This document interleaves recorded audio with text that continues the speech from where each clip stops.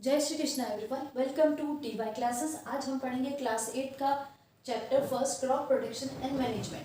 तो क्या होता है कि लिविंग ऑर्गेनिजम्स जितने भी होते हैं उनको अपनी वाइटल एक्टिविटीज़ कंप्लीट करने के लिए एनर्जी की नीड होती है। ये एनर्जी की नीड जो है वो कहाँ से कंप्लीट होगी? फूड से। अगर एक प्लांट के केस में देखा जाए तो क्या होगा कि वो अपना फूड खुद सिंथेसाइज करते हैं बाय फोटोसिंथेसिस। लेकिन जो दूसरे लिविंग ऑर्गेनिजम्स होते हैं जैसे एनिमल्स हैं, माइक्रोब्स हैं, ये सारे जो है वो क्या है अपना फूड खुद सिंथेसाइज नहीं करते।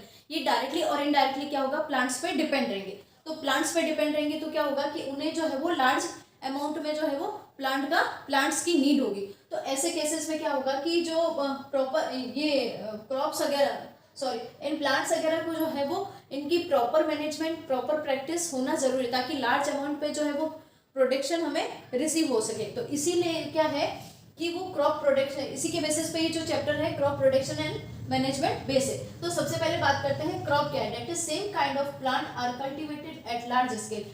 जो भी अगर एक ही तरह के प्लांट हैं, एक ही तरीके के प्लांट अगर एक लार्ज स्केल पे ग्रो किए जाए, यानी अगर लार्ज अमाउंट में जो है वो ग्रो किए जाए, वो सब पास पास होते हैं तो उनको क्या बोलते हैं? क्रॉप। यानी क्रॉप क्या है? एक तरह का कि प्लांट्स का number of plants are grown at same place at the same time, that is known as crop. अब ये क्रॉप जो है वो क्या है? फॉर एग्जाम्पल जैसे देखा जाए वीट की जो है वो क्रॉप है या मेज की क्रॉप है, तो मतलब क्या है, एक पर्टिकुलर एरिया के अंदर वीट के ही छोटे छोटे प्लांट्स या कह सकते हो वीट के प्लांट जो है वो ग्रो किए जाए। या मेज है तो मेज के क्या है वो प्लांट छोटे छोटे ग्रो किए जाए। मैंगो है तो मैंगो के जो है वो प्लांट्स ग्रो एक ही एरिया में ग्रो किए जाए, तो ये क्या कहलाएगी? क्रॉप कहलाएगी।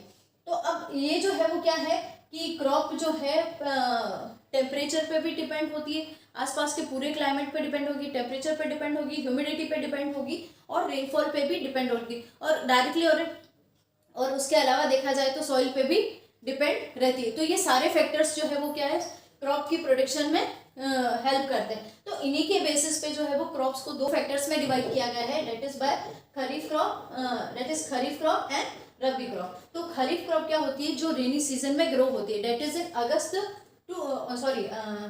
खरीफ क्रॉप क्या है? जून से लेके सितंबर तक ग्रो होती है, यानी रेनी सीजन जब रहता है तो उस सीजन में ये ग्रो करते हैं। फॉर एग्जांपल मेज, सोयाबीन, ग्राउंडनट, कॉटन। ग्राउंडनट यानी मूंगफली, कॉटन यानी रुई, और मेज यानी मक्का, और सोयाबीन यानी सोयाबीन जो होती है वो। और नेक्स्ट हम बात करते हैं रबी क्रॉप की। रबी क्रॉप में क्या होता है कि ऐसी फसलें जो विंटर सीजन में ग्रो होती है, इनका ग्रोन अप जो टाइम होता है वो अक्टूबर से लेके मार्च तक होता है।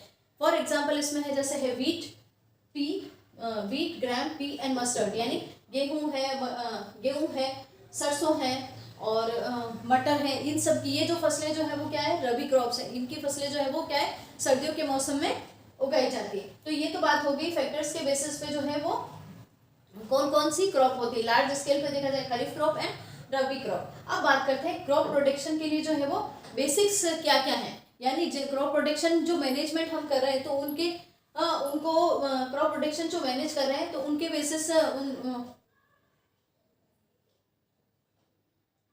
यानी क्रॉप प्रोटेक्शन जो है वो प्रॉपर मैनेज कैसे होगा, इसी के बेसिस पे ये जो है वो सब डिवाइडेड कर दिए गए। सबसे पहला जो है वो preparation of soil, then sowing, third है addition of manure and fertilization, irrigation, protection from weed, harvesting and storage. तो सबसे पहले हम बात करते हैं preparation of soil, that is loosening what we study in it, loosening of soil for root penetration, proper aeration and growth of microbes, earthworm।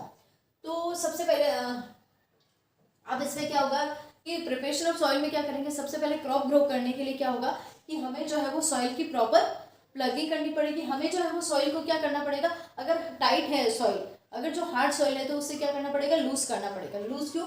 ताकि क्या है प्रॉपर जो है वो रूट जो है वो पेनिट्रेट हो सके, प्रॉपर एरेशन हो सके। तो रूट जो है वो क्या करेगी? ऑक्सीजन भी रिसीव करेगी। तो ऑक्सीजन जो आएगी वो क्या होगी?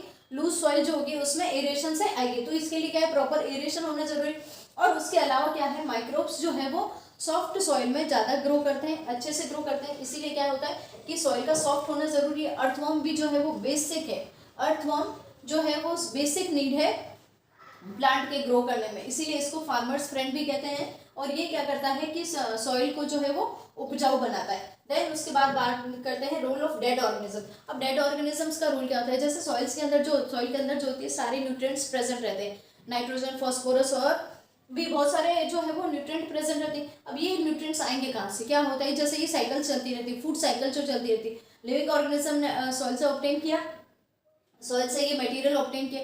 देन उसके बाद क्या होगा, अगर लिविंग ऑर्गेनिज्म डेड हो जाते हैं तो उन्हें जो है वो सॉइल में ब्यूरेट करने के बाद क्या होता है कि वहाँ से जो है वो माइक्रोब्स, उसमें माइक्रोब्स डेवलप होगी। ये क्या करते हैं, डेड बॉडी से जो है वो सारे न्यूट्रिएंट सॉइल को एब्जॉर्ब करके सॉइल में ट्रांसफर कर देते हैं। तो ये जो सॉइल में ट्रांसफर हुए हैं ये सारे जो है वो वापस क्या करेगा, प्लांट रीयूज कर लेगा। That is role of dead organism. The process of loosening of turning of soil is called tilling and ploughing. अब टिलिंग और प्लगिंग क्या होता है कि ये जो प्रोसेस है, हमने जो सॉइल लूज की है, क्या किया है, सॉइल को लूज किया है और उसे जो है वो सॉफ्ट बनाया है, तो उसी को क्या बोलते हैं, टिलिंग एंड प्लगिंग।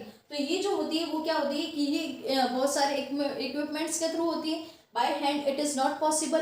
तो इसके लिए क्या है, जो अलग अलग तरीके के जो मटेरियल्स यूज लिए जाते हैं वो हम इसमें पढ़ेंगे। प्लग जैसे क्या है, it is the triangular shaped iron strip with a would on upper side which is drawn by a pair of bull. अब प्लगिंग क्या होता है कि जैसे सबसे पहले सॉइल को जो है वो सॉफ्ट करना पड़ेगा, तो उसके लिए क्या होता है कि एक लकड़ी के जो है वो ट्रायंगुलर शेप स्ट्रक्चर होता है जिसके नीचे जो है वो क्या है, लोहे के खुर्रे टाइप बने होते हैं। अब ये खुर्रे टाइप क्या होगा, जो है वो बैल जो है वो खींचेगा, किसान पीछे रहता है और बैल जो है वो उनको आगे करता है। तो बैल के जैसे जैसे चलेगा तो वो क्या होगा, खुर्रे क्या करेंगे, जमीन को सॉफ्ट करते जाएंगे अपनी शार्प एजेस से। तो ये तो बात हो गई प्लग की। और अब बात करते हैं हाउ की। हाउ क्या है, जैसे हम इसे नेटिव लैंग्वेज में बोलते हैं फावड़ा। अब ये जो है वो क्या होता है कि ये एक लॉन्ग वुड स्ट्रक्चर होती है जिसके बेसिस पे जो है वो फ्लैट आयरन प्लेट होती है जो कि एजेस से शार्प होती है। अब ये जैसे ही होती नॉर्मल है, लेकिन ये क्या है, जैसे ही जो है वो सॉइल के अंदर जो है वो इंसर्ट करेंगे या जो है वो सॉइल पे जो है वो इंसर्ट करेंगे, तो क्या होगा कि ये जो है वो सॉइल को सॉफ्ट करती रहती है और वीड्स को जो है वो रिमूव कर देती है। यानी ये जो है वो क्या कहाँ यूज हो रही है, removing of weed and loosening of soil. यानी अगर कहीं पर भी वीड्स जो है एक्स्ट्रा वीड यानी खरपतवार, जिन ऐसे प्लांटलेट होते हैं जिनकी रिक्वायरमेंट नहीं रहती लेकिन वो फिर भी उग जाते हैं और वो क्या करते हैं, न्यूट्रिशन जो बेसिक क्रॉप का न्यूट्रिशन है वो एब्जॉर्ब करते हैं, इसलिए इनको रिमूव करना जरूरी होता है। इसलिए क्या करते हैं कि इनको जो है वो रिमूव करना जरूरी होता है। तो ये क्या करेंगे, ये जो इक्विपमेंट है वो क्या करेगा, उससे जो है वो ये सब चीजें रिमूव होती है। That is all about the preparation of soil. अब नेक्स्ट बात करेंगे हम सोइंग।